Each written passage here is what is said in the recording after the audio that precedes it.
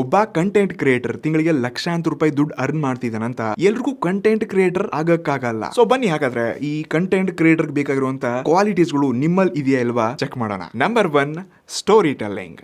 For example ನೀವು friends ಜೊತೆ ನೀವೆಲ್ಲೂ ಟ್ರಿಪ್ಗೆ ಹೋಗಿರ್ತಾರೆ, ಒಬ್ಬರು ಮಿಸ್ ಮಾಡ್ಕೊಂಡಿರ್ತಾರೆ. ಸೊ ಈ ಸ್ಟೋರಿನ ಫನ್ನಿ ಮೂಮೆಂಟ್ ಆಗಿಬಿಟ್ಟು ಎಕ್ಸಾಕ್ಟ್ ಸಿಚುವೇಶನ್ ತಿಳ್ಕೊಂಡು ನಿಮ್ಮ ಫ್ರೆಂಡ್ಸ್ಗೆ ನೀವು ಇದನ್ನ ಎಕ್ಸ್ಪ್ಲೇನ್ ಮಾಡ್ತಿರ್ತೀರ. ಇಂಥ ಟೈಮಲ್ಲಿ ನಿಮ್ಮ ಫ್ರೆಂಡ್ಸು ನಾನು ಟ್ರಿಪ್ಗೆ ಹೋಗಿದ್ದೀನಿ ಅನ್ನೋ ಫೀಲ್ ಥರ ನೀವು ಎಕ್ಸ್ಪ್ಲೇನ್ ಮಾಡ್ತಿದ್ದೀರಾ ಅಂತಂದ್ರೆ ಎಸ್ ನೀವೊಬ್ಬ pro storyteller. Number 2, helping nature. ನಿಮ್ ಕಣ್ ಮುಂದೆ ದಿನಾಲು ಒಂದು ಚಿಕ್ಕ ತಪ್ಪು ನಡೀತಾ ಇರತ್ತೆ. ಸೊ ಸಾವಿರಾರು ಜನ ಅದನ್ನ ನೋಡ್ತಿರ್ತಾರೆ, ಬಟ್ ನೆಗ್ಲೆಕ್ಟ್ ಮಾಡ್ತಿರ್ತಾರೆ. ಬಟ್ ನಿಮ್ಗೆ ಅದನ್ನ ನೋಡಿದಾಗ ಏನೋ ಮಾಡ್ಬೇಕು, ಇಲ್ಲಿ ತಪ್ಪಾಗ್ತಿದೆ, ಇದನ್ನ ಹೆಂಗಾದ್ರೂ ಮಾಡಿ ಫಿಕ್ಸ್ ಮಾಡ್ಬೇಕಪ್ಪ ಅಂತ ನಿಮ್ ಮನಸ್ಸಿಂದ ಈ ಪ್ರಾಬ್ಲಮ್ಸ್ ಗಳನ್ನ ಫಿಕ್ಸ್ ಮಾಡೋ ಒಂದು ಐಡಿಯಾ ಬರ್ತಿದ್ಯಪ್ಪ ಅಂದ್ರೆ ಎಸ್ ನೀವು ಡೀಪ್ ಥಿಂಕರ್ ಇದ್ರೆ, ನೀವು ಜಾಸ್ತಿ ಇಮ್ಯಾಜಿನೇಷನ್ ಮಾಡ್ಬಿಟ್ಟು ಈ ಕಂಟೆಂಟ್ ಕ್ರಿಯೇಟರ್ ಬೇಕಾಗಿರುವಂತಹ ಕ್ವಾಲಿಟೀಸ್ಗಳು ನಿಮ್ಮಲ್ಲಿವೆ ಅಂತ ಅರ್ಥ. ನಂಬರ್ 3 ತುಂಬಾ ಇಂಪಾರ್ಟೆಂಟ್ ಇದೆ, ಬಟ್ ತುಂಬಾ ಜನ ಫೇಲ್ ಆಗೋದು ಕೂಡ ಇಲ್ಲೇ, ಅದು ಅವರ ಪ್ಯಾಷನ್ ನ ಹುಡುಕೋದ್ರಲ್ಲಿ. ಫಾರ್ ಎಕ್ಸಾಂಪಲ್ ನೀವು ಒಬ್ಬ ಕಂಟೆಂಟ್ ಕ್ರಿಯೇಟರ್ ಆಗಿ ಜಸ್ಟ್ ನಾನು ದುಡ್ಡು ಮಾಡ್ಬೇಕಪ್ಪ ಅಂತಾನೆ ನೀವು ಇಲ್ಲಿ ಎಂಟ್ರಿ ಕೊಡ್ತಿದ್ರ ಅಂತಂದ್ರೆ ನೀವು ಇಲ್ಲಿ ಯಾವತ್ತೂ ಸಕ್ಸಸ್ ಆಗಲ್ಲ. ಅದೇ ಯಾರು ಪ್ಯಾಷನ್ ನ ಫಾಲೋ ಮಾಡ್ಕೊಂಡು ಎಂಟ್ರಿ ಕೊಡ್ತಾರೆ ಅಂತ ಚಿಕ್ಕ ಕಂಟೆಂಟ್ ಕ್ರಿಯೇಟರ್ಗೂ ಕೂಡ ಈ ದುಡ್ಡು ಮಾಡಕ್ ಬಂದವರು ಯಾವತ್ತೂ ಕಂಪೀಟ್ ಮಾಡಕ್ ಆಗಲ್ಲ. ಸೊ ಅದಕ್ಕೆ ನಿಮ್ ಪ್ಯಾಷನ್ ಹುಡುಕಿ, ನಿಮ್ಮಲ್ಲಿ ಏನೊಂದು ಹುಚ್ಚುತನ ಇದೆ ಅದನ್ನ ಹುಡ್ಕೊಳ್ಳಿ. ಇದ್ರ ಬಗ್ಗೆ ಜಾಸ್ತಿ ನಿಮ್ ಫ್ರೆಂಡ್ಸ್ಗೆ ನಾಲೆಜ್ ಇರುತ್ತೆ, ಅವ್ರು ಕೇಳಿ ನನ್ನಲ್ಲಿ ಏನು ಹುಚ್ಚುತನ ಇದೆ,